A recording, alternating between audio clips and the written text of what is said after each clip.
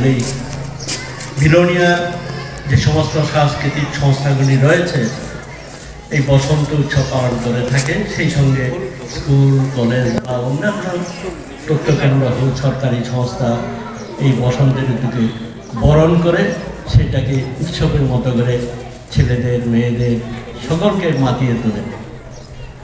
ত্রিপুরা রাজ্যের দীর্ঘদিন রাজাদের আমল থেকে এই বসন্ত উৎসব পালিত হয়ে আসছে।